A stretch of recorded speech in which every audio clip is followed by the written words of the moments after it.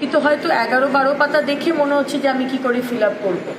তো আমরা চেষ্টা করছি সেটাকে যদি ইজিয়ার করা যায়, কারণ আলটিমেটলি দেখুন, এটা 11-12 পাতা যে ইনফরমেশন, সেই ইনফরমেশন দিলেই যে আপনি অন্নপূর্ণার ভাণ্ডার পাবেন সেটা কিন্তু নয়।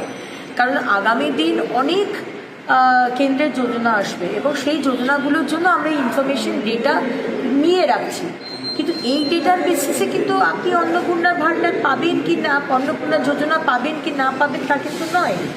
সুতরাং এখানে ভয় পাওয়ার কোনো বিষয় নেই।